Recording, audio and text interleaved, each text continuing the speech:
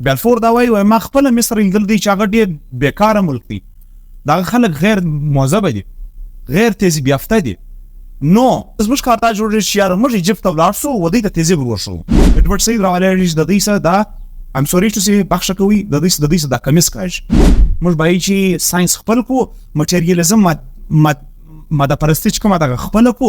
هغه شی چې هغه زموږ په دماغ نه راځي موږ لیدلی سو لکه خدای چې دی، لکه فرشته چې ده، هغه موږ ورشاته تسو. اوس د دې شي ضرورت کس شته نه.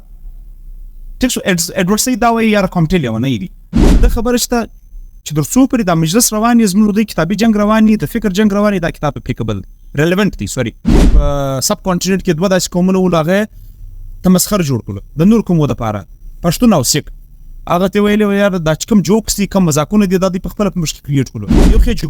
جغرافیایي مسلې پیش کړې، بلې سماجي ثقافتي مسلې په مشکل پرېښولې. مثال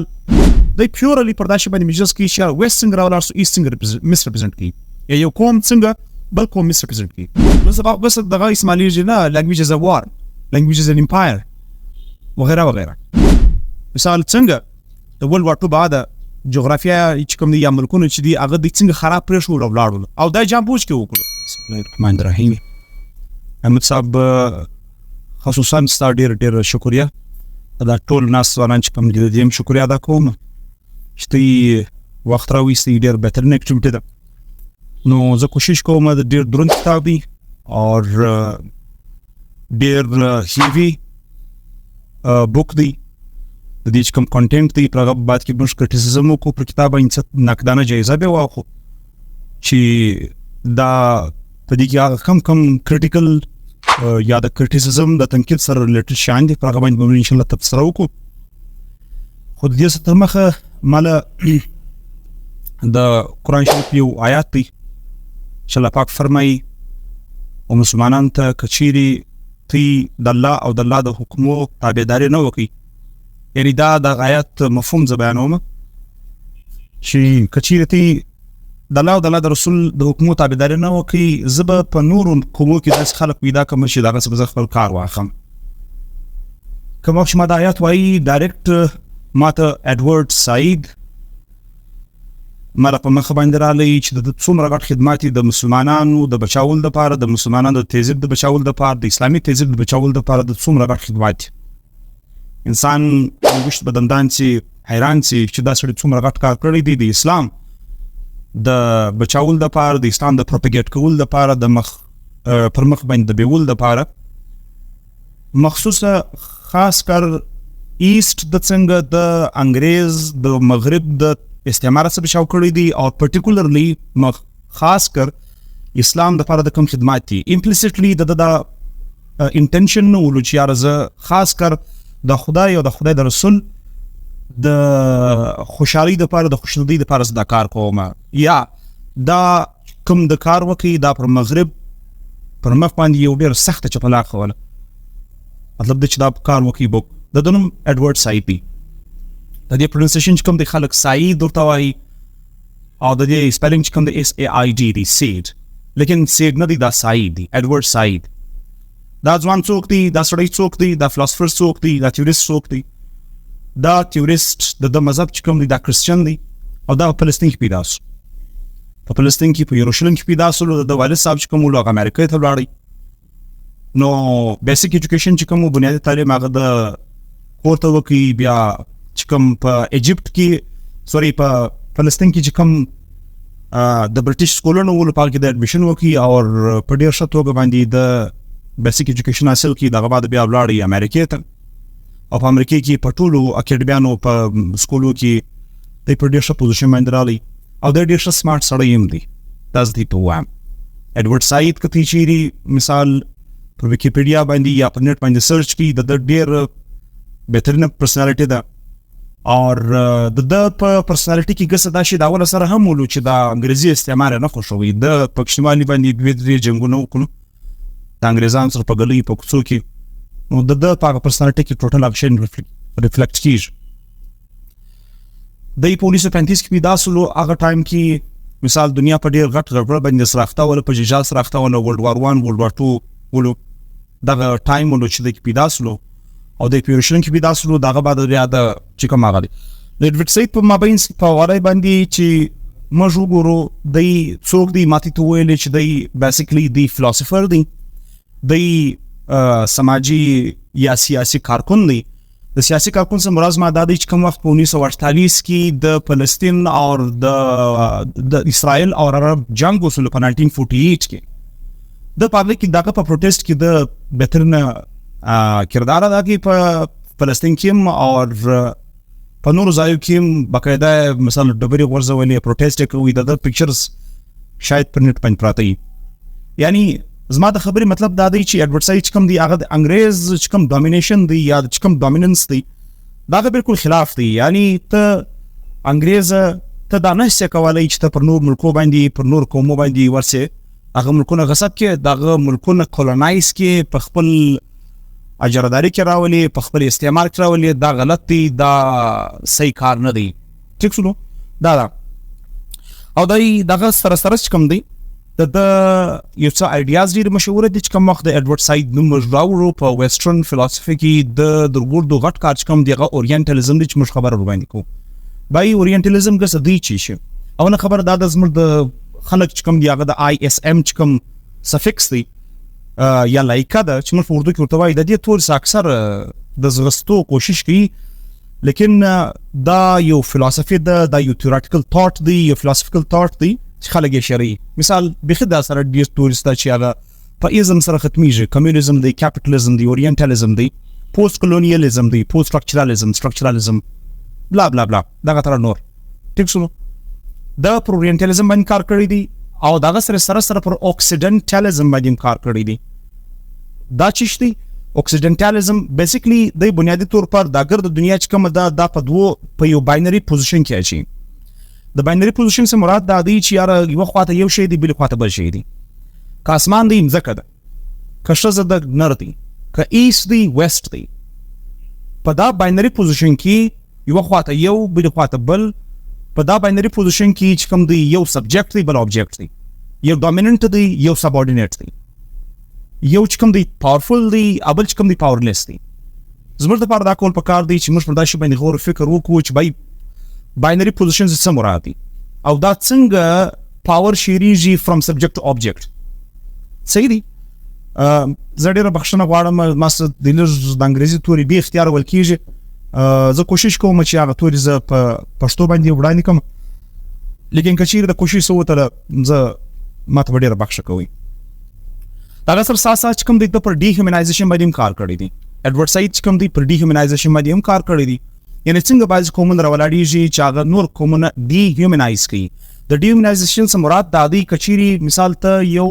جاندار شی راواخې خاص کر انسان راواخې و هغه ته د آبجیکټ درجه ورکړي داسې درجه ورکړي چې هغه نه ساه اخلي نه فیلینګز لري نه احساسات نه جذبات لري یو شی د هغه درجه ورکړي و دا ته ډي هیومنایزیشن وایي. یعنی که چیرې یو سړی راولاړ شي مثال د یو انسان سره ډېر سخت ظلم او جبر وکړي هغه ګس پر دا باندې بولې نه ټیک شو چې دا قسم شی دی. مثال نور په پاکستان کې یو ځوان په ډېر ناترسۍ سره ووژل شو ټیک شو هغه سړی ته موږ وایو چې ډي هیومنایزیشن دی. دا سایکولوژیکل پروسس هم دی دا یو پولیټیکل ټاکټیک هم دی او دا خاص کر د کولونیالیست یا استعماران چې کوم ولو هغه دا کوشش کوي چې څنګه موږ ایست مشرق چې کوم دی هغه موږ څنګه ډومینیټ کوو څنګه ایز آبجیکټ کنسیډر دا ته ډي هیومنایزیشن وایي. نو د پر ډي هیومنایزیشن باندې کار کړی دی. اوکسیډنټالیزم دی او اورینټالیزم دی مخصوص هغه به انشاءالله موږ دغه کوو. دا د بیسیک انټروډکشن دی. ټیک شو اور د یو څه د بهر کتابونه لیکلي دي یو څه کتابونه چې کوم دی هغه ستاسو مخ وړاندې کوم او په دې ټولو کتابو کې دا کوشش کړی دی چې و انګریز ته دا ویلي دي خاص کر ویسټ دا ویلي چې دا ته څه کوي دا ډېر غلط کار کوي. ټیک شو دا سې کېدلی او دا کتاب په اخر سر کې وایي چې ایست از ایست ویسټ از ویسټ مغرب دی مشرق دی مغرب ته و مشرق ته دا نشي ویلی چې یار ته به څه کوې زه چې څه درته وایم ته به هغه کوې. دیټس رانګ. ټیک شو دا غلط دی. د څه کتابونه دي ما درته وویل چې په دغه کتابو کې دا کوشش کړی دی چې ایست سپورټ کړي او ویسټ کوم دی هغه ملامت وګڼي. یو کتاب دی د ورلد د کریټیک اینډ د ټیکسټ په نامه وایي. ټیک شو بل کتاب دی نېشنالیزم کولونایزیشن اینډ لټریچر. پر کتاب باندې زموږ سره دومره سکوپ نشته یا زموږ سره دونه وخت نسته چې موږ دا ټول شان بیان کو. زموږ ګرد مقصد چې کوم دی هغه پر دغه کتاب باندې دی اورینټالیزم. ټیک دی. اور دریم کتاب چې کوم دی ریپرزنټیشن اف د انټلیکچوالز مفکر دانشوره څنګه قومونه پیښوي. د ایډورډ سعید په نظر باندې په دنیا کې د ټولو غټ ظلم دا دی چې ته د کلام په ذریعه سره د قوم مس ریپرزنټیشن وکړې. دا د دنیا د ټولو غټ ظلم دی. مثال او هغه ته ایمیجن کې هغه ته په تصور کې راولې ته ګس تا علاقه لیدلې نه ترته لیکای پر کوي چې یار دا قوم دا دی د پلانې سړی دا تر دی. مثال کې تو پر کزه چې فور ایگزامپل لارسم کشمیر ته په کشمیر کې څه خلک ماته وایي چې راته د کمزې سره تعلق لري زه ته د بلوچستان سره تعلق لرم. د بلوچستان په اړه کې د دې د میډیا پرسپشن دا دی چې یار بلوچستان چې کوم دی هغه یو غرنۍ علاقه ده ماونټینیس ټرین باندې مشتمل دی او د دې خلک چې کوم دی هغه هیڅ ثقافت نه لري هیڅ رواج نه لري یو شی نه لري. ټیک شلو. زه دا درته وایم موږ لاړو په 2019 کې الته خلکو د مشته پوښتنه وکړه چې یار ته د کمزې سره تعلق لري. موږ ته ویل موږ د بلوچستان سره یو او هغه د فوج سره تعلق لري رحیم صاحب گواه دی. هغه موږ ته داسې د شک په نظر باندې راته وکتل چې بلوچستان سے بلانګ کرتے ہو. ٹھیک شنو. یعنی زما د خبرې مطلب دا دی چې یاره ټریټریز خاص کر په دا کتاب کې د ذکر کوي هغه څنګه د تصور حصہ جوړیږي هغه څنګه ایمیجن کیږي او پر هغه باندې څنګه ډیسکورس ډیولپ کیږي. ٹھیک شنو. دا خبره کوي ټیکسټ چې کوم دی ما چې ته ول ما د ګور د غټ ظلم اکارډینګ ټو ایډورډ سعید دا دی چې ته د کلام په ذریعه سره د یو قوم د یو تهذیب د یو معاشرې د یو ملک د یو وطن د دې غلط ریپرزنټیشن وکړي ترجمانی وکړي چې یار دا تر نه دی دا تر دی زه څه درته وایم. ټیک شو. دا وایي چې یار دا د ګور د غټ ظلم دی. ټیک شو. بل بوک لیکل دی ریپرزنټیشن اف د انټلیکچوالز. ټیک شو. اور اورینټالیزم ډیر مشهور بوک دی د او د ګور د اخرج کم دی هغه ډیر موست امپورټنت ډیر د اهمیت حامل کلچر ان امپریالیزم. ټیک شو. دا هم ډیر زبردست کتاب دی چې څنګه کلچر از ا ټول استعمالېدلی سي چې ته ورڅ کوم ډومینیټ کې کوم اکوپای کې. اوس خبر دا شي ده خاص کر په دې کتاب کې دا کتاب بیسیکلی پر درو چپټرو باندې مشتمل دی پر درې بابو باندې مشتمل دی. نو په دې کتاب کې د صلیبي جنگو ذکر کوي. ٹھیک شو. اور دا خبره ده چې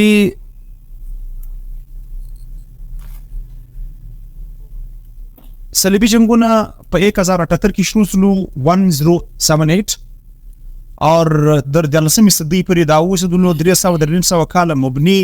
د عیسایانو د مسلمانانو مابین کې جنگ ولو. د جنگ پر چیش باندې ولو د جنگ پر دې باندې ولو چې مسلمانانو راولاړ شلو د دې فلسطین ونیوي.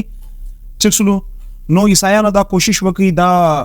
دا تیه وتړله د ځان سره چې د دې بعد موږ راولاړېږو د مسلمانانو خلاف باندې به جنګ کوو په دوه طریقو سره. دوه طریقې ده. ایډورډ سعید دا وایي چې دا ټیکسچوال چې کوم اټیچیوډ دی د کلمه په زور سره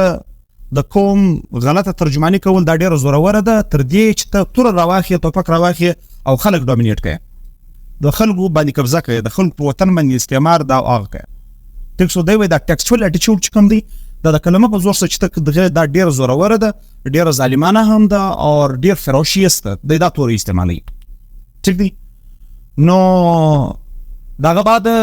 په فرانس کې د اورینټالیزم چې کوم دارالخلافت ولو یا دارالخلافه ول یا کیپټل ولو هغه فرانس پیرس ولو. په دې کې یو لیک سره راغونډ سلو په هغه ټایم کې په 12 صدۍ کې خاص کر په 14 صدۍ کې په دې کې دا تیه ورکول سول چې د مسلمانانو د خلاف اوس موږ د دې بعد جنگ شروع کوو دانشوري پر بنیاد باندې موږ جنگ شروع کوو یو توفق باندې موږ کار وس نه کیږي مسلمانانو په باندې ډیر ضرور دي و جنگونه سوي په و جنگو کې خالد دوه دیج ګټلې دي 15 جنگونه مسلمانانو وګټلو د ډیر څه پختاولو. نو دی دا لیک سره جمع کې ګروپ سره جمع کې ول د دې بعد موږ راولاړېږو پر مسلمانانو باندې بدا تر کوو چې باید د کتاب د کلام په زور سره د خلاف جهاد کوو په کرسټنډم کې یعنی په ټوټل عیسائی دنیا کې دا خبره وکول سن. ټیک دی. نو دا شی چې کوم دا څوک شروع سلو د دې پر هیستوري باندې کوم غور فکر وکړو چې باید د هیستوري کله شروع سلو په 1312 کې شروع سلو د اورینټالیزم د لیکن د دې سم مخکې دا نو چې کوم مخمجوای چې اسلاموفوبیا د په یورپ کې ټیک دی یعنی د اسلام خلاف نفرت پیلاول دی اور اسلام خلاف څنګه دی کار کوي، دا خو زه دا درته وایم دا زما ذاتي رایه ده. زه هم دا اسلاموفوبیا هغه وخت شروع سوه چې کوم وخت پیغمبر علیه السلام د اسلام دعوت و قریش ته ورکوي، پرټیکولرلی مخصوصا اور عموما و دنیا ته یې ورکوي. ټیک شولو. دوی بیا په 1078 کې یا په 1088 کې چې کوم صلیبي جنګونه شروع کېږي، دوی بیا ډېر زړپوخته دي. دوی زړونه چې کوم دي هغه د ډېر خشمه ډک دي چې یاره موږ اوس مسلمانان نه یې لکو. څوکه دا لیک په دې کې څلور کسان ډېر مشهوره دي، د فرانس دي، په هغه کې یو سړی نیکولس دی، په هغه کې بل چې کوم دی تیودور دی، دغه تر دوه نور کسان دي هغه سره جمع سولو او دا د دوی هیروز دي. ټیک شولو. نو او دا صلیبي جنګونه تسلسل چې کوم دی امپلیسیټلی موږ ته په پوهېږو نه، د بدقسمتۍ څه دا خبره ده چې د کوم د مسلمانانو ملکونه دي د بدقسمتۍ څه دا خبره ده موږ ته په پوهېږو نه، امپلیسیټلی سبټلی دغه جنګونه تر دا اوسه پورې هم روان دي. دی داسې پیدا سو لکه ما چې تی تاونه وار وویل چې الله پاک په قرآن شریف کې دا وایي، دغه مفهوم داسې دی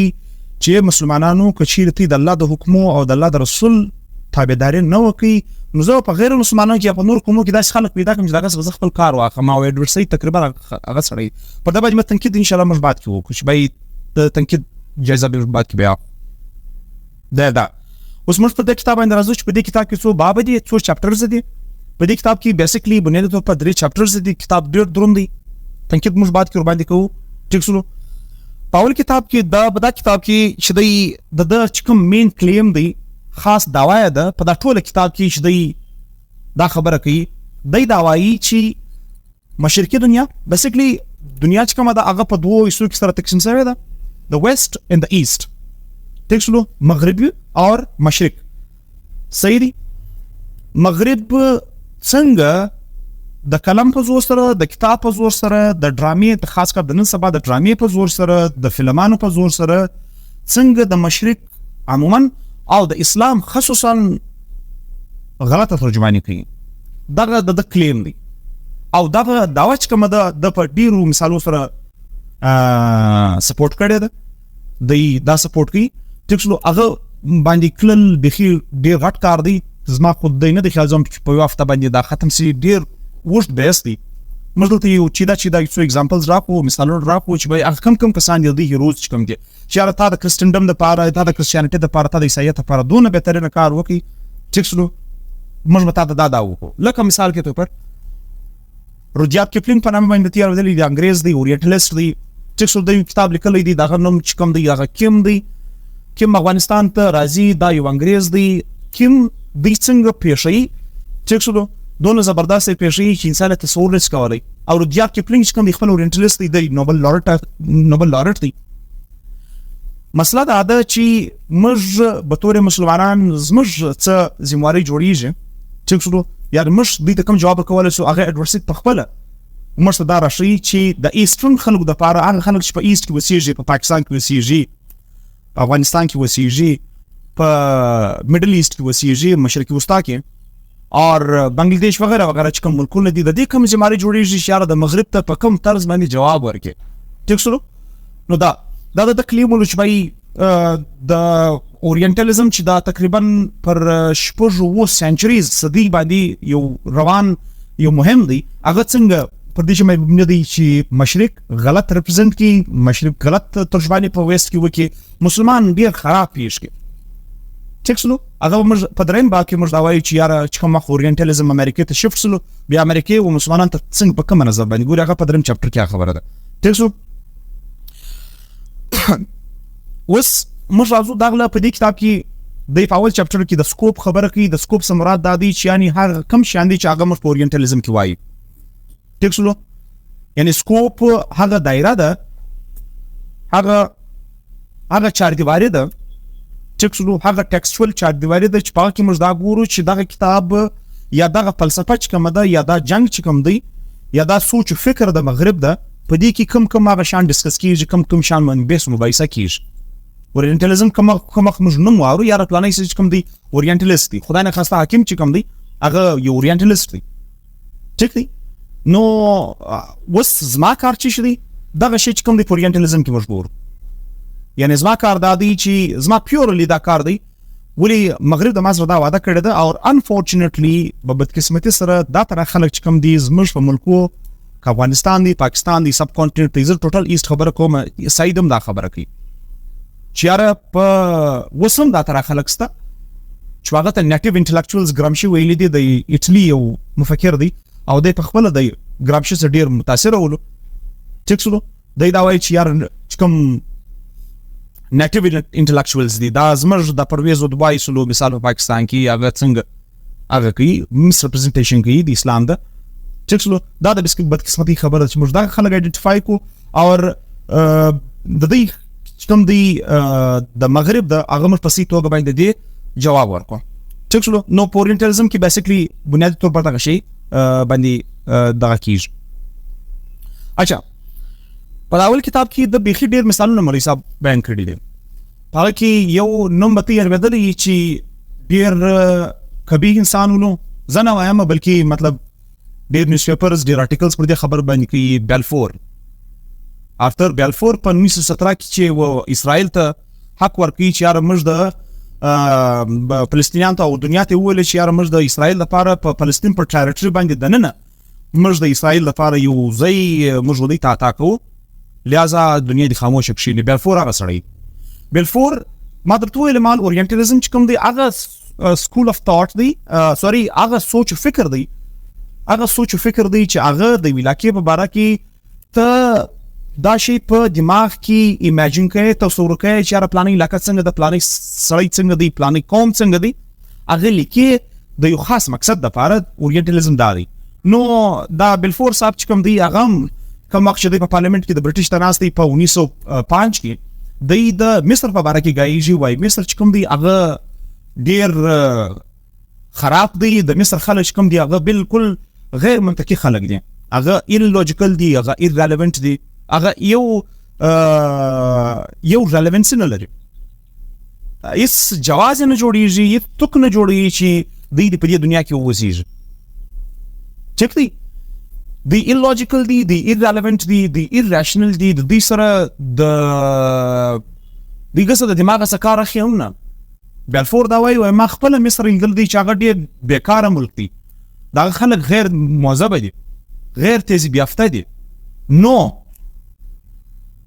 بیا زموږ کار چې جوړېږي، زموږ کار دا جوړېږي چې یاره موږ ایجپت ته ولاړ سو و دوی ته تهذیب ورښو. واو، عجبه خبره ده. موږ ته وګوره نه،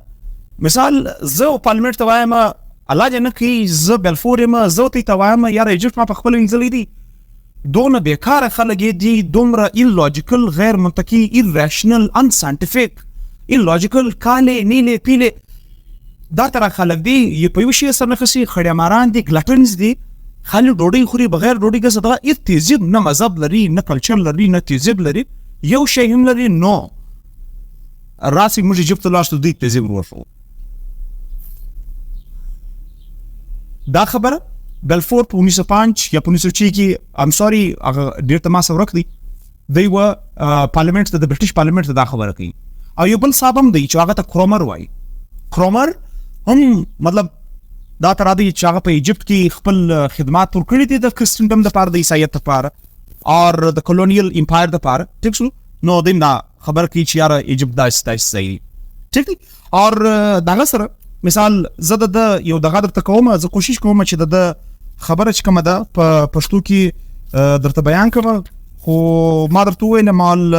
غیر اختیاري طور پر انګریزي د موږ سره ویل کېږي، چونکې موږ د یونیورسټي سره تعلق والا خلک یو، نو بخښه کوي.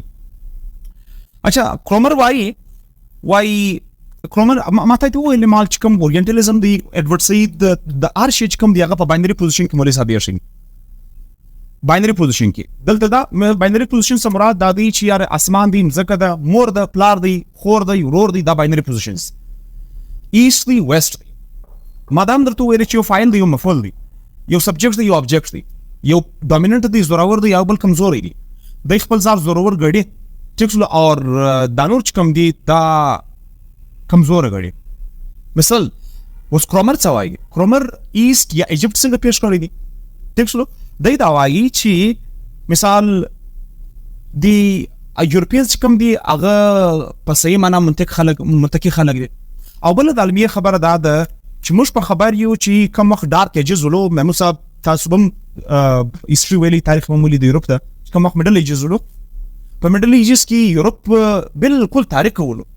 هر قسم ظلم او جبر کېدی ټیک شلو دا خو د سپین برکات ولو چې ابن رشد او الکندي دغه تر مسلمانان چې کوم فلسفرز یا ساينټیسټ داغه تعلیمي رڼاوي پر یورپ باندې ومشتلې او یورپ چې کوم دی دغه تر په دې رنسانس له او د پرمخ باندې تاګ وکي په ساينسي میدان کې ټیک شلو لیکن د دې خبره باوجود د بدقسمتي خبره دا د سعید دا وایي چې یار د ایست والا د پاره دا پکار دی کله سب کانټیننټ والا دی کله پاکستان والا دی کله افغانستان یا کوم ایست کنټریز دی دغه د خلکو د پاره دا کول پکار دی چې دوی په خپل تهذیب سره خلاص کړي مش وزدا د توام مش په د خپل کوم مجموعاتي زړه دی په دې کې مش یو ډېر غټ خنجر ولې دی ټیک دی مش د خپل تهذیب سره ناجایزه کړی ده مش بخي د طلبه په یونیورسيټانو په سکولو کې اورو یعنی چې د دې کوم فلمان دي یا د دې کوم ډرامې دي د دې کوم کتابونه دي یا د دې کوم انټلیکچوال پروډکټ دي پراګه باندې موږ فخر کوو چې یار پلانې ډراما ته وګور فلم وګور زونه زبردست فلم کړی دی یار څونو شایسته کریکټر کړی دی داس دی او هغه دی او موږ په دې باندې خبرې چې هغه د اسلام خصوصا غلطه ترجمانی کوي دویمه د خطرې خبره دا ده چې یار موږ په خپل هیروز باندې نه خبر موږ په خپل پاست باندې نه خبر په دې وجه نه خبر چې دوی مشترک شوولې دي ټیک شو دوی مشترک شوولې اچھا دوی دا وایي چې یار تی ریزن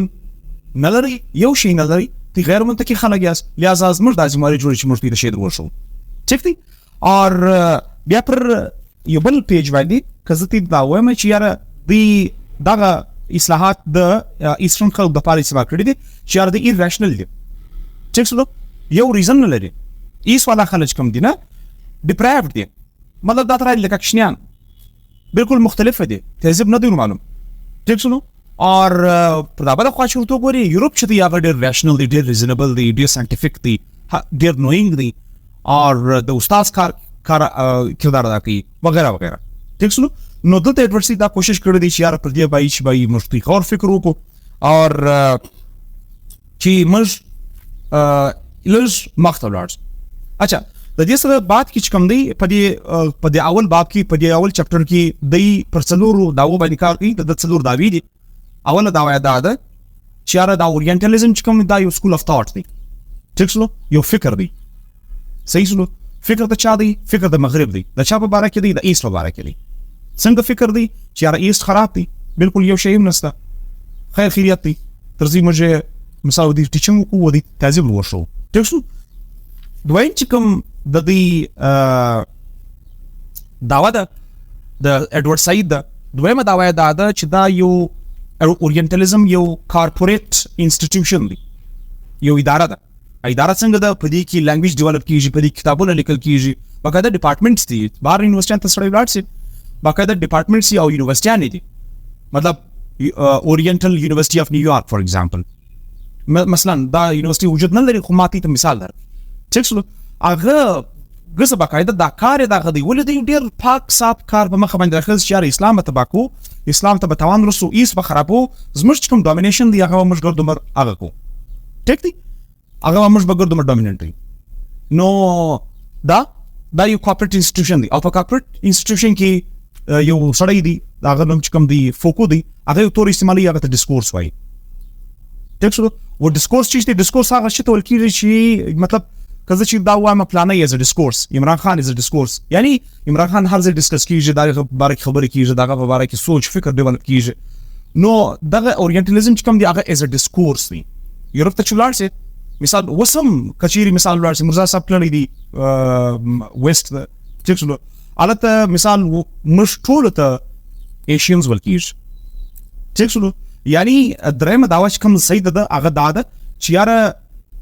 مغرب چې کوم دی هغه ایست مطلب په یو مجموعاتي نظر باندې ګوري یعنی د مصر د پاکستاني اس تمیزم مابین کې کیس فرق نه کوي چې د دوه مابین کې فرق نشته الانګ د دوړو تیزونه سره جلای ټیک شو بس وا خبر راخښه د شیار مر کم چې د څلرمه داوا ده په دې اول چپټر کې هغه دا د چیار مغرب چې کوم دی مغرب یو شی جوړ کړی دی چیار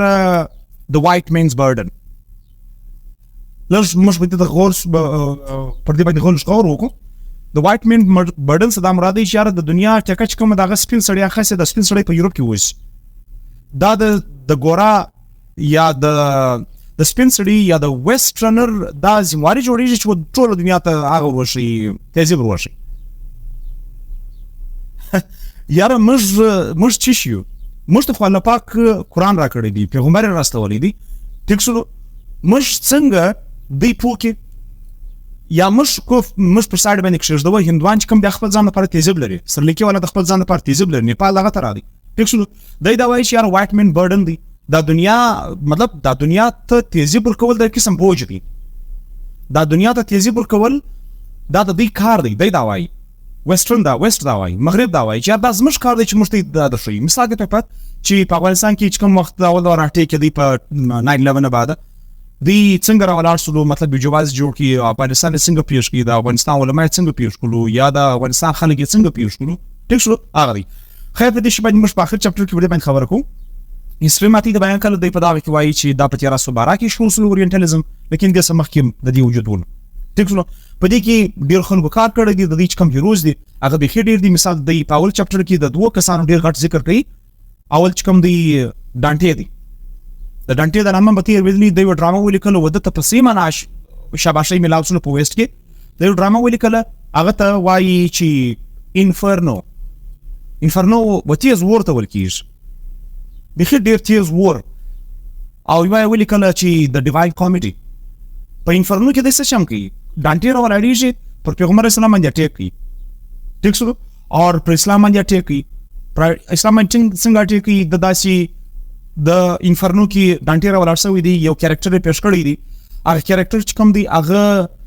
پر یو لاره باندې روان دی، په لاره کې دی یو داسې ځای راځي چې په هغه کې تیز ور بلیږي، پر هغه باندې 2 دانې دغه راګرځېدلې دي، دایرې راګرځېدلې دي، او ورته هغه سړی ډېر نږدې دی چې د ده مطابق دغه کیریکټر مطابق یعنی د ډانټې مطابق ډېر سخت ګناهګاره دی. هغه څوک دی؟ ډانټې دا وایي چې هغه د ډانټې مطابق نعوذ بالله چې هغه نبي علیه السلام دی، چې د ور و دایرې ته د ور و بیخ ته څوک نږدې دی هغه ډېر ګناهګاره دی. بیا د صحابه کرام رسول مجمعین دی، بیا تابعین دی، بیا تبع تابعین دی. نو په هغه کې په 15 شپږم باندې دا نور کسان د څه د یورپ ته راچولي دي، یعنی دا د دې سره په جرم کې شریک دي. دغه نوعیت یا دغه چې کوم شکل دی ډانټې بیخي ډېر غټ نوم لري، یعنی دومره غټ نوم لري چې انسان تصور په مغرب کې نشي کولی، ایون دو په پاکستان کې ورته ډېر غټ په ډېر ښه نامه باندې ورته ویل کېږي. ډانټې ډرامه ډېر ویدلې ته ویلې ته ډانټې خدا دی او ډېر غټ اورینټالیسټ و، ایون دو کارل مارکس، ټیک شو، مارکس ډېر غټ اورینټالیسټ دی، حالانکه د مارکس بیخي ډېر د اشتراکیت چې کوم ډېر ملګري دي، هغه مارکس ته ګوري چې په کوم نظر باندې ګوري، ټیک شو. ایډورډ سعید راولاړېږي د دوی سره دا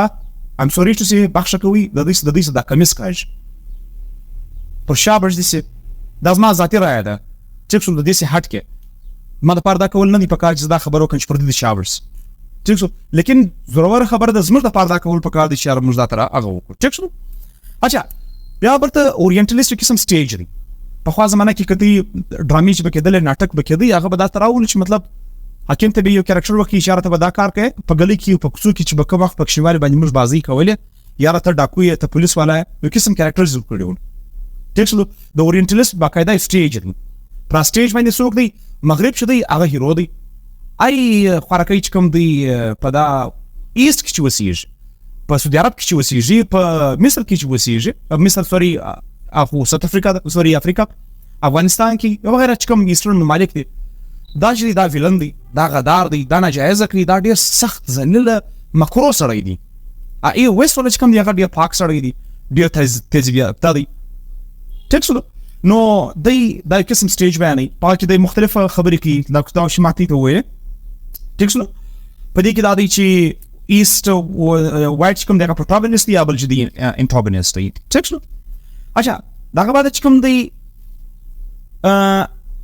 اورینټالیزم چې کوم دی بیسیکلی هغه راولاړ شولو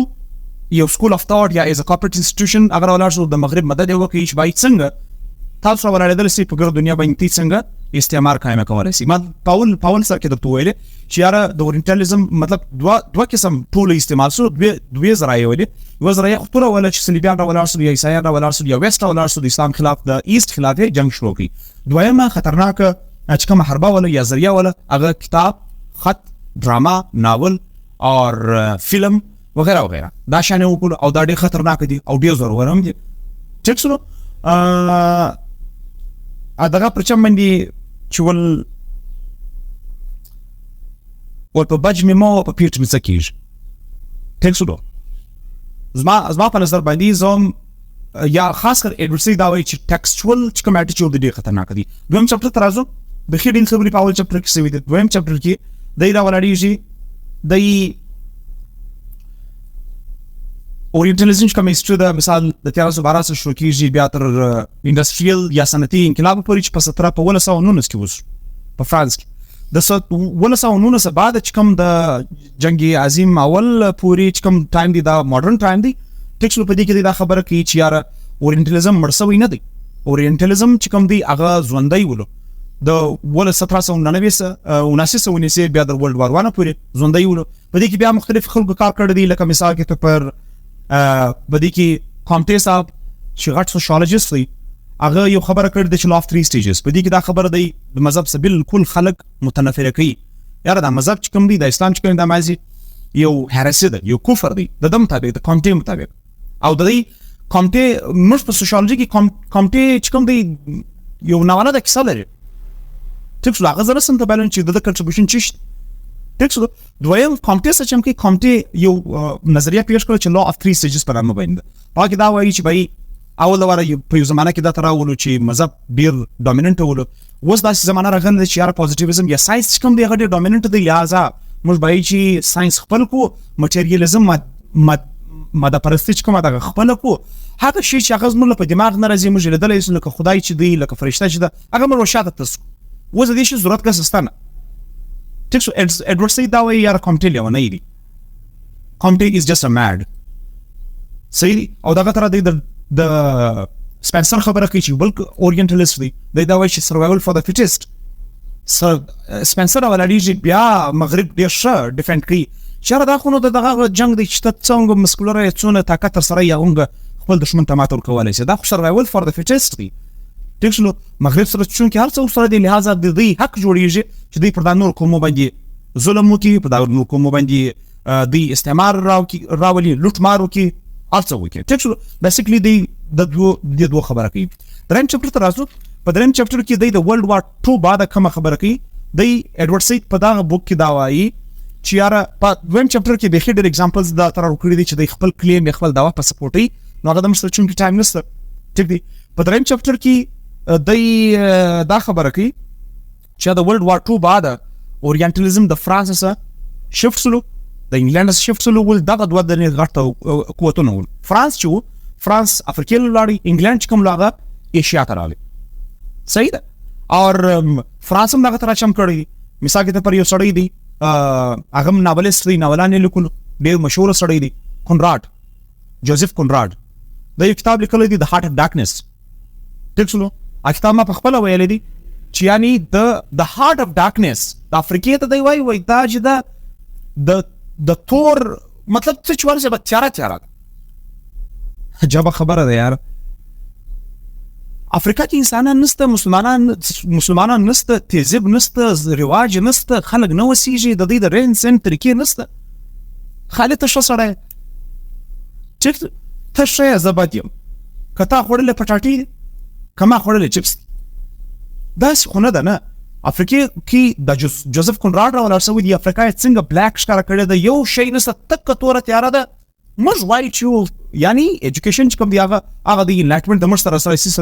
یو شی نسته سره، د تهذیب بچیان چې کوم دی هغه د موږ سره دی. دوی پس یو شی هم نه پوهېږي. جوزف کونراډ دا وایي. هغه کې بیا دی څنګه دغه تر ډینیل ډفو دی، رحیم صاحب ته هغه ناول ویلی چې رابرټسن کروسو، هغه بیا څنګه زی یو سروایول سټوري ده. ډینیل ډفو څنګه د خپل ځان څنګه پیښوي او هغه علاقه څنګه پیښوي. نو دا یو مس ریپرزنټیشن. اورینټالیزم ټوټل پر دا باندې دی، پر دا شی باندې چې یاره علاقه څنګه د علاقې څنګه غلطه ترجماني شوې ده. ضرورت نه چې د پنجاب باره خبرې کوم چې پنجاب دا دی پنجاب هغه دی ټیک شلو د څو په ځاله ته نه کړی د خلکو سم ملاقاتونه نه کړی نه هم پوسوي زنه سمویلې لیکن دا ګډي ایمیجینټیو یا تصوراتي هیستریانی ولې چې دی لیکلي او دغه په مت کې بدی دا بخیر ډېر نمونه لارډ میکالي سولو مثال د کوم فلسفه د ایجوکیشن په باره کې پیش کړی ده ټیک شلو چې موږ بداسي هغه پیښو هغه کوم پیدا کوو هغه کې یو شی هم نه منطق نه شي نه خیر وس دلته د ورلد وار 2 د دویم جنگ یې بعد اورینټالیزم چې کوم ټرند دی یا رجحان دی هغه د ویست د یورپ سره و دغه ته ځي او امریکا ته په امریکا کې د راټرز پیدا کیږي د مفکرین پیدا کیږي چې هغه بیا اسلام په دانشوري په تور باندې وي ټیک شو دغه غټ اگزامپل چې کوم دی د کلاش اف سیویلایزیشن د دې خبره کوي د کلاش اف سیویلایزیشن چې کوم دی هغه یو کتاب لیکل شوی دی د سیمویل پی هانټینګټن سیمویل پی هانټینګټن بیا یو ماډرن پروفیټ دی د دې لپاره یو ډیر غټ د سیمویل پی هانټینګټن د امریکا لپاره د یو پیغمبر کردار ادا کوي چې عیسایت څونه زبردست پیش کړی دی او امریکا څنګه جسټیفای کړی د امریکا لپاره څنګه جواز پیش کړی دی د امریکا لپاره څنګه جواز پیش کړی دی چې تر اوسه افغانستان په کلاش اف سیویلایزیشن کې د مجلس کې د هانټینګټن چې په اخر بداسي وسی چې مثال د دنیا چې کوم قومونه دي هغه په پاس کې سره وجنګي خاص کر د جنگ د جاپان سره شروع شي بیا په میډل ایست راځي بیا په افغانستان کې په دا کې د دې ټوټل قومو د بچاول د لپاره چې کوم دی امریکا به خپل کردار ادا کوي امریکای چې ټول تبعید پېښول دی ایډورډ سعید ودا خبره ته زموږ توجه ودا خبره تر کوي چالقانو سړیو قومو مشرقه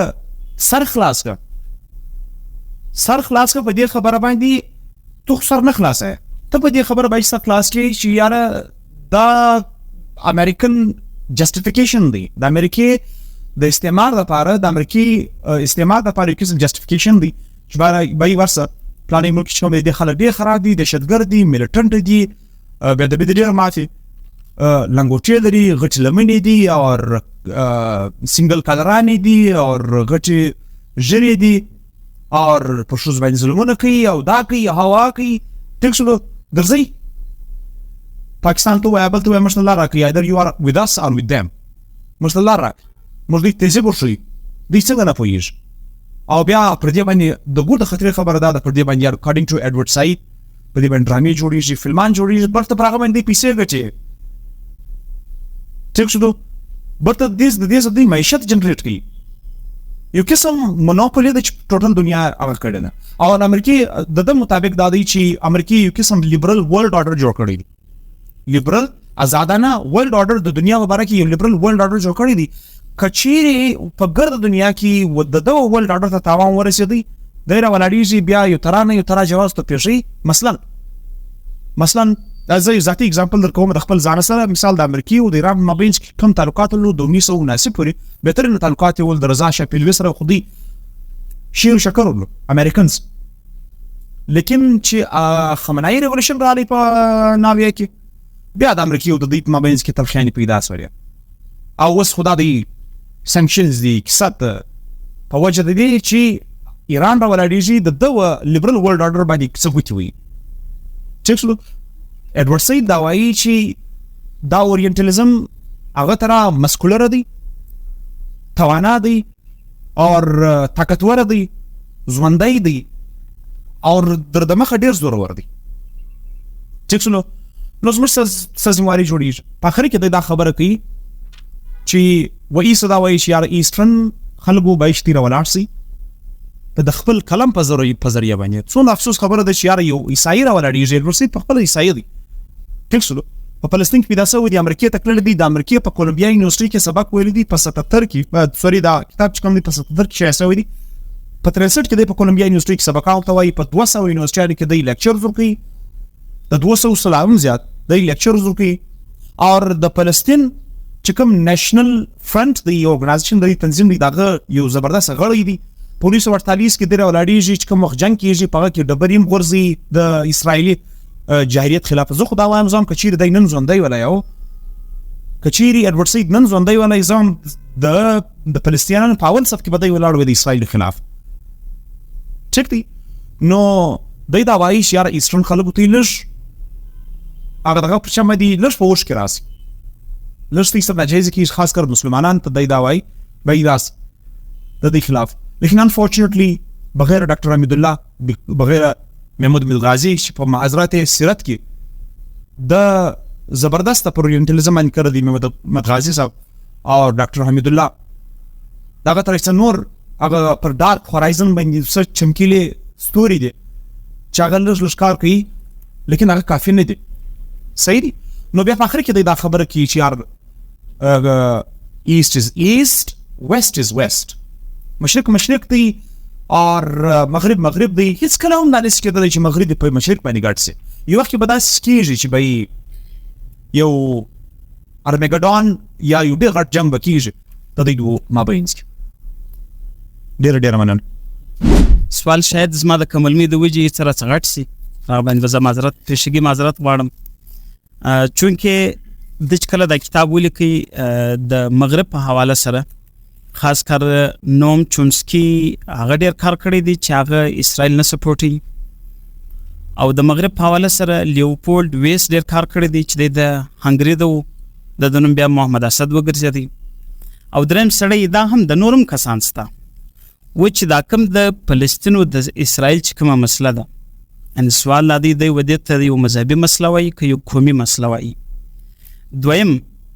آیا د دې حل په اورینټالیزم کې چې د په سپیاول کې تاول ولاړ به وای ډبره به پلاس کې و په دې دور کې چې دنیا د توحید په خوا روانه ده خپل کوشش کوي هغه بل خبره ده چې د یو ګلوبل ویلیج په خوا روانه ده هغه کې به د دې حل د په ډبره کړی وای او دریم چونکې چې کله میټینګ وسو د دویم جنگ عظیم بعد په اروپا کې غونډه وسوه چې را روان جنګونه به دا بزمږي خدا به په اسلامي نړۍ کې او ودې جنګو ته بیا موږ د د کتاب په نظر سره په کومه سترګه ګورو نو ډېره مهرباني سوال راڅورس دا ایمن چی فلانه کار کوي مولوی صاحب اول سوال یې ریپیټ کړ اول سوال دا ول چې د فلسطین و جنگ ته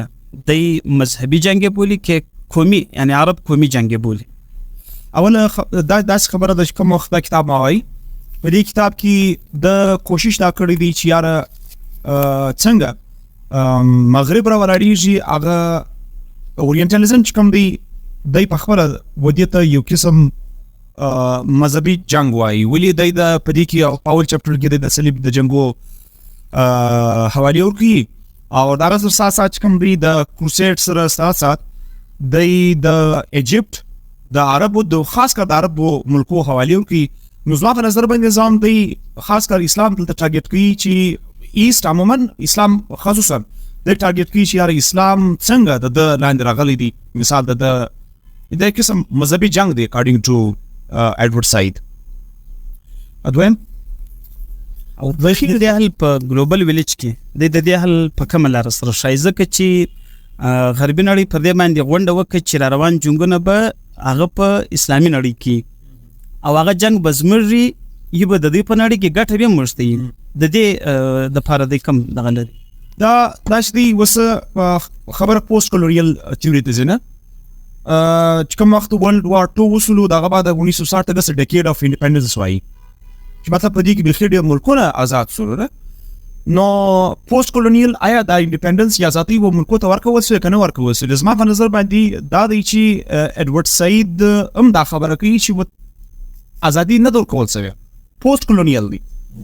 مثال که موږ دا خبره وکړو یاره ایو سړی دا خبره کوي چې یاره که ته چې انډیپندنس غواړې یو هاف ټو ډیکولونایز یور لینګویج مطلب که ته چیرې واقعي ازادي غواړې ته به د خپله ژبه ډیکولونایز کوې اوس هم زموږ په ژبه کې ډېر داسې توري دي چې د انګریزي د مثال یو سړی دکان خلاصوي عبدالحکیم جنرال سټور عبدالحکیم چې کوم دی هغه د عربي تور دی جنرال سټور چې دواړه د انګریزي توري دي یعنې زموږ ژبه تر دا اوسه پورې په کولونیل انفلوئنس کوم دی هغه راغلی نو که چیرې واقعي موږ هغه ګورو ټیک شولو اوس دا خبره بالکل صحیح ده چې یورپ دا وایي چې یاره جنګ موږ کوو په ایسټ کې به کوو موږ ته فایده راکوي دی دا ایډورډ سعید کوم دی د بیسیک کلیم هم دغه دی چې څنګه اورینټالیزم یا کوم کتابي اټیچوډ دی هغه څنګه د یورپ یا د ویسټ یا د مغرب مدد نصرت کوي ټیک شو نو تبا خو نو ورسي نه تورستانه بلستانه هغه پر یو سایډ باندې ستا لیکن د سره سره کوم د کتابي جنگ هم دی فکری جنگ هم دی او فکری په جنگ کې هغه نه پاور از نالج از پاور کوم فوکو ولا مجلس حکیم صاحب ما یو مختصر سوال دی وخت د منظر ډیر کم دی دا بوک چې کم دی دا بوک د دې ریکمنډیشنز کم د ورکړي دي دا په اوس وخت کې چونګه دا په 1960 یا په 1977 کې لیکل شوی سوی نو دا آیا دا په دا اوس دور کې اپلیکیبل دی که نه دی بل سوال دا دی چې آیا دا بوک چونګه دا یو کریسچن سړی لیکلی دی دا په اسلام زموږ پر معاشره یا زموږ په کلچر یا زموږ په سیویلایزیشن دومره نه دی خبر زه خاص کر زما د سوال دغه دا دی چې زموږ د پښتني سیمې یا خاص کر افغانستان پاکستان دا سیمې آیا د دې سړي ریکمنډیشنز دا څومره اپلیکیبل دي زموږ په معاشره او زموږ پر د خلکو باندې دا د دې چې اول سوال ته ورلا به ریپیټ کا یو سوال به یو کو بیا به دغه باندې اول سوال ما دا بوک چې دی دا په هغه ټیم کې دغه سعودي سعودي په 1977 کې صحیح آیا دا 1970 کې دا بوک لیکل شوی دی اوله خبره خو د 1970 دومره پاست دی نه وزي بعض کتابونه دا تر دي چې هغه مثال د سنزو کتاب راوخه د آرټ اف وار هغه د تقریبا د چاینیز سیویلایزیشن په دوران کې لیکل شوی دی لیکن اوس هم اپلیکیبل دی اخو ایډیا ده نه سوچ دی فکر دی یو چا یو وخت کړی دی هغه اوس هم اپلیکیبل دی بعض داسې خبرې دي چې مثال هغه په رومن امپایر کې شوی دی لیکن هغه اوس هم اپلیکیبل دی دا خبره شته چې در څو پرې د مجلس روان یې زموږ د کتابي جنگ روان دی د فکر جنگ روان دی دا کتاب اپلیکیبل ریلیونٹ دی ریلیونٹ او دا کتاب چې کوم دی دا ریلیونٹ دی او بل دا خبره ده زموږ د پاکستان د افغانستان سیمې د سره چې کوم شی دی دا کوېسچن زما په نظر باندې تاسو کوم دوه سوال وکړي دا ول سره ریلیټډ دي چونکې دلته هم دا مسلې د سټډي روانې دي نو د کتاب اوس هم ریلیونټ دی ستا په نظر ریلیونټ بالکل ریلیونټ دی ولی د په دې کتاب کې د یو ناول ذکر شوی د کیم رودیارډ کیپلینګ د افغانستان په اړه کې لیکلی دی دی راولاړېږي د کیم سره ادغه پرچا باندې ګرایي چې بای پتا کې کوم هغه کار دی تا کوم اورینټالیست خدمت ته دی د پاره کړی دی بکیم کې یو سړی دی مثال یو مسلمان دی یا پښتون دی هغه نوم د پښتانه دی لیکن هغه د ویلن شو کړی دی غدار شو کړی دی غلطي شو کړی دی کیپلینګ ته شي لیکن خپل ځان چې دی غړي شو کنسیډر کړی دی نو چونکې زموږ په دې علاقه کې دای کوم جوړایو زموږ په دې ټوټل سیستم باندې سر کلاسي چې یار خاص کر د فلمانو د سوشل میډیا د ټیکنالوژي دور دی ټیک شو د ډیر ریلیونټ اورینټالیزم بیسیکلی دی چې ویسټ څنګه پروجیکټ کی هغه بیا د پوسټ کولونیل چې کوم ډیبیټ دی هغه دی چې مطلب انګریزان لاړو نو د څنګه خرابین پیش کړي پرې شوی مثال په دغه کې په سب کانټیننټ کې دوه داسې قومونه ولغه تمسخر جوړ کړو د نور کومو لپاره پښتون او سیک هغه ته ویلو یار دا کوم جوکس دي کوم مزاقونه دي د خپل مشکل کریټ کړو ټیک شو یو کې جغرافیایي مسلې پیش کړي بلې سماجی ثقافتي مسلې په مشکل پیش شولې مثال پنجاب چې کوم لغه دي سم ډیویژن او کې د ډیفرنٹ لاین مسله پیش شول او دغه تر مثال جوکس او مسخري او دا هغه هم پر مش باندې جوړ کړي او دا د انونشن دی ټیک شو د انونشن دی مثال په پښتنو باندې بخیر ډیر داسې مسلې است هغه بیا پروجیکشن مس ریپرزنټیشن دی دا څه نه دی مثال کې ته پر یو مخصوصه قوم دی دغه باره کې موږ ډیر ناوله د مسخري لرو او ګپي لرو لطفین پر جوړ کړي دي چار او د سیک په باره کې سیک دا تر راځي سیک دا وکړو دا غسه د دې د پلانینګ د دې د پروجیکټ حصہ ونه مطلب کوم پروجیکشن دی یا مس ریپرزنټیشن دی هغه باندې پوسټ کولونیل دغه د هیڅ کوم مجلس کې د پیورلی پرداشه باندې مجلس کې چې ویسټ څنګه راولار سو ایست څنګه مس ریپرزنټ کی یا یو کوم څنګه بل کوم مس ریپرزنټ کی عبدالحکیم صاحب د دې تاریخ په د دې مخه دي چې کوم اقدام کړی دی هغه ته یعنی مخه بس په دا کتاب کې دا تر شي چې موږ د دې خلاف یو کار وکړو یا د دې د کوم فیل چې دی روان کړی دی هغه موږ ودرو دا کتاب کې دا شي چې هغه موږ دای خو صرف دا وایي چې یار زموږ د پاره بیداری پکار ده چې موږ را بیدار اوسو هغه دغه پرچا باندې په خرګوش کې نوسته اوس موږ په ملکو کې بخیر داسې سیاسي لیډران دي انټلیکچوالز دي بخیر د ترکسانی چې هغه وسم دي سپورټ کوي ودې سپورټ کوي دا وایي چې یار ته راولار سي اوس موږ د ازمواري جوړیږي چې یار موږ پر مختلفو پلیټ فارمز باندې موږ د خپل کلچر، د خپل ثقافت، د خپل رواج، د خپل ملک، د خپل مذهب، د خپل نبی، د خپل پیغمبر په صحیح معنا باندې موږ دغه ترجماني وکړو په هر لحاظ باندې. ټیک شو. نو بیا موږ دې ته جواب ورکولی شو. مثال ما چې د محمد اسد خبره چې د وکړه محمود صاحب، ټیک شو، ډېر بهترینه کار کړی دی. ډاکټر حمید الله سلو، محمد احمد غازي سلو، دا تر خلک په کار دي. تقي عثماني صاحب په خپل پر اورینټالیزم باندې کار کړی دی، د خپل لیکچرز پراته دي او د بشه کار کړی دی. دا ډیر کم دی. په کار د دې چیز دوم چې دغه زیات او موږ په دې باندې سر خلاص کو چې یار وست چې دی د اوسه په لهم د موږ سره ظلم کوي، موږ پریش نه یو او دا استثلا به ترغه ټایم پر رواني چې تر څو پر موږ بيتي موږ د فار بيداری پکار. لکن صاحب زما یو سوال دی ته دغه خبره وکړه د نیټیو انټلیکچوالز چې دا خلک دي چې هغه زموږ په جامه کې خو کار د غربیانو دپاره کوي، د کولونیل چې کوم ماسټرز هغو دپاره کار کوي، خو په دا جامه کې چې هغه موږ د خپل ډرام معلومېږي. تا د ګرامچي خبره وکړله، نو دغه نیټیو انټلیکچوالز به موږ څنګه پېژنو چې یاره دا سړی زما د انټرست دپاره کار کوي که د کولونیل ماسټرز د انټرست دپاره کار کوي، او د دغه نیټیو انټلیکچوالز مخنیوی موږ څنګه کوئ؟ دا خو یو د مخنیوي خبره ده، او بل دا دی چې موږ به څنګه آیډنټیفای کړو، څنګه پیژنو. مثال سلمان رشدي د ایران د سټنیک ورسز دی مخامخ پراته دي چې باید د څنګه دغه دپاره کار کړی دی. ټیک شلو. اور بل دا دی مثال کې د کچیر پاکستان کې د ګورنمنت پر لیول باندې یا د پالیسی لیول باندې که د ایجوکیشن خبره وکول سي نه، مثال دا خبره وکړو چې یار مغربي تعلیم فلال پرسایډ باندې شروع یا د سره چې کم دی، یعنی څومره غټ بیکلیش روان دی، څومره غټ رد عمل روان دی چې سړی راولاړېږي مدرسه تعلیم پروموټ کوي، دغه په خلاف باندې مغربي تعلیم چې دی سر صدمت خان په خپله ډېر غټ اورینټلیسټ و. ټیک شلو. د ده چې کوم ژوند دی، د ده چې کومې خبرې دي، د چې کوم آیډیاز دي، د هغه پر باندې چې کوم موږ غور فکر وکړو موږ ډېر ښه پهچان کولی شو. او دا د اکارډینګ ټو ګرامشي تا د خبره وکړه، دا ډېر ګران کار دی، ډېر لانګ ټرم پروسس دی چې یاره ته و یو کلیکټیو کانشیسنس و یو قوم ته ورکوې چې باید یې راسره بیداره سو د دې خلکو خلاف کار وکړو. دا زما ذمهواري جوړېږي چې مثال زه په یونیورسټۍ کې سبق ورته وایم، دا ستا ذمهواري جوړېږي چې ته استاد یې. او دا دغه تر نور داسې خلک چې هغه پر یو پلیټ فارم باندې مثال یو ډېر ښه کردار ادا کوي، دا حق جوړېږي چې هغه ځوانان چې دي هغه په دې شي باندې را بیداره کړي. with the passage of time سوکا سلو بیټ بای بیټ ځان په دې کې بیداري راشي. او دا ډېر مشکله کار دی، بیخي ډېر مشکله کار دی. یعنی اوس زه دا وایم زه خپله په تګ ودو کې یم، زما ملګری دی مثال زما سره دی، هغه په تګ ودو کې یاره آیلټس مې کړی وای، بس تللی وای امریکې ته تللی وای، بس خپل لایف مې سیټل کړی وای، زبردسته کیسه ده، بس خپل ایم فیل پی ایچ ډي پوسټ ډاک او که هلته نوکري رامېلاو شي کښنی فلیټ رامېلاو شي، بس بیا خو نو کیسه برابره ده، یو څه خاورې به کور ته راستوم. مطلب دا ګوره دا زموږ دغه او دا څونه مشکله کار دی. که زه د سړي سره خبره کوم چې یاره ته راځه دا پر دا شي باندې کار وکړو، نو یار ته لیونی مه جوړېږه، ته درځه وروسته ولاړ شو، خپل ژوند جوړ کړو، خپل ډېر مشکله کار دی. او دغه وایي مارکس چې کوم دی، مارکس چې کوم خوبونه ویني هغه خو دی ماز ورته ناست. چک شو. مارکس چې کوم خوبونه ویني مطلب رالی په 1917 کې چې کوم رشین ریولوشن رالی، مثال دغه په بعد کې موږ ولیدو چې د بلشویکسو د منشویکسو مابین کنفلیکټ رالی، په لکو انسانان مړه شول. باید چې پیښه ورته ناست چې باید دا ډېر مشکله کار دی. مطلب ته چاته یو مجموعاتي سوچ ورکړې او هغه را بیداره کړې، موږ ته وینو په کې و په دغه کې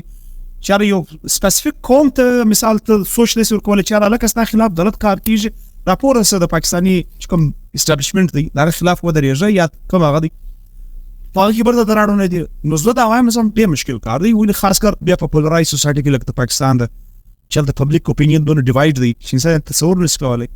مثال یو خواته شپږ سیستم د سره روان په ایجوکیشن کې مدرسه سیستم جلا دی، پبلیک سکولونه دي، هغه دی، بیا هغه تر جوډیشل سیستم دی راواخلي، یو خواته شریعت دی، بل خواته ریاست دی، بل خواته رواج دی. ډېره مهرباني سر، زما سوال دا دی چې دا کومه سیکټس تا ګرده بیان کو آیا دا ریل دی که آرټیفیشل دی؟ او مرتضی صاحب چې کوم سوال وکړي د هغه سوال یې وکړی دا ده چې دی وایي موږ به دا خلک څنګه پېژنو؟ که چیرې زما په معاشره کې د یورپ د فکر یو سړی راپورته سي او دی فکري طور د ملګری دی وایي یاره زه دغه سوچ سمجھ کر من وان په دلیل سره ما قبول کړی، نو هغه ته موږ څه بد وایو؟ که موږ داسې وایو نو خو لیوپولډ ویس یهودي و، د یورپ سړی و، د هنګري ده و، هغه باره کې بیا یورپ کومه رایه لري؟ یا په امریکا کې نوم چومسکي هغه چې دی مقصد د فلسطین چې دی سپورټوي نو د هغه باره کې به د دې ورته کومه رایه پیدا شي. دغه نوم چمسکي چې کوم دی محمود صاحب، نوم چمسکي په خپله د امریکې د فارن پالیسي په صحیح معنا غټ کریټیک پر پولیټیکل ګراوند باندې دا زمړی خو راولاړ شوی دی د ایډورډ سعید د شیمه دی راولاړېږي د هغه د 1312 مطلب د شایلي او د چا ټیکس راخلي د هغه انلایز کړي دي په هغه کې دا کتلې دي چې یاره تا په کومه جمله کې د مسلمانانو سره یا د ایسره کوم څه طرح ظلم کړی دي. دغه لینګویسټ کوم دی د نوم چومسکي او دا خبره صحیح ده ساده چې مثال چې لینګویج اذن لینګویسټیک امپریالیزم ز لسانی استعمار نو سبب بس دغه اسماعیل جنا لینګویج از ا وار تکسلو لینګویج از ا وار لینګویج از ان امپایر وغیرہ وغیرہ. لینګویج ضرور دی اور د ډیډ لینګویجز د ایزه بستاشي مثال هغه سوکا مړکیش کلچرل وارز چک دی. نو چومسکي زما په خیال زما یو پولیټیکل کریټیک دی د چې کوم دی هغه یو اکیډمیک د ماده تو ویل یو پوسټ کولونیل یا اورینټالیست کریټیک دی چې په دې باندې په ټیکسټوال هغه کې د دې خلاف تللی. زما دا کوېسچن دی چې په دنیا کې هر نیشن چې دی کوم هغه خپل سیویلایزیشن تهذیب لري، خپل کلچر لري، نو دی ولې مطلب د زموږ چې کوم سیویلایزیشن دی دا ولې نه ډومیننس کېدی پر ویسټ باندې چې د ویسټ کوم سیویلایزیشن دی هغه پر موږ باندې ډومیننس دی څه وجوهات؟ د ګوردو غټه وجه دا ده چې ایسویت په کتاب لاړ سي مثال موږ کالونیال پاتې سوي یو د 17 سنچري سونیسه بیا تر ورلد وار 2 پورې موږ کالونیال پاتې سوي یو. دا د کولونیالیزم په جنګ کې موږ راغلي او موږ کالونیز پاتې سوي ټوټل شان چې کوم دی هغه څه موږ لیډرز خرڅ سوي دي، موږ سنسیر نه د خپل وطنو سره ټیک شو. نو موږ کېدلای شو کچيري موږ زموږ لیډرشپ سنسیریټي ښکاره کړي، زموږ لیډرشپ انیسټي ښکاره کړي، ایمانداري ښکاره کړي او په سیمه سره کار وکړو. اوس مسله دا ده چې مثال یا کتاب لیکل شوی دی ټیم مارشل د پرزنرز اف جیوګرافي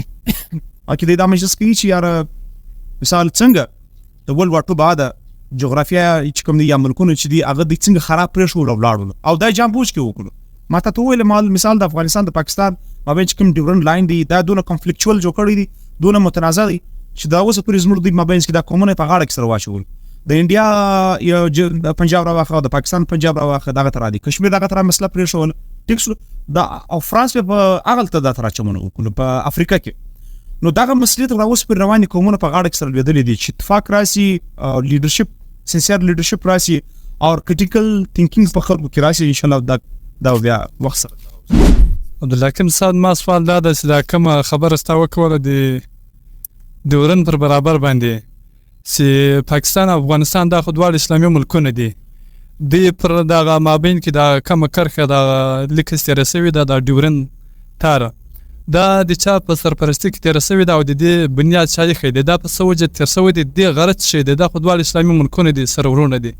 دې بنیاد چا ایښی دی؟ دا څه وجه؟ په 1893 کې ویل ډیورنډ راولاړ سولو د افغانستان د امان الله خان ولو عبدالرحمن امیر عبدالرحمن اسه دا مایده وکړه چې بدلته د سلو کال د پاره بیا غوکی کرشه وکړه مطلب چې د انتظامی امور د پاره ټیک شلو اور دوار اسلامي ملکونه دي بالکل صحیح خبره ده. لیکن د دویم جنگ عظیم بعد انګریزان په خپل په کستر ولاړ سلو دغه چکمي ملکونه ولو چې دوی وخت قبضه کړي ولو دوی د تر نن د دې د پاره وکړي چې یاره کچیر موږ لاړ شو د خلک زموږ خلاف نشي تراسه د تر چا مرتوکه ټیک شلو چې دوی په خپل سره اختسي اور د دې لپاره دومره موقع نشي ملاو چې هغه د دې ګور غټ مقصد دا و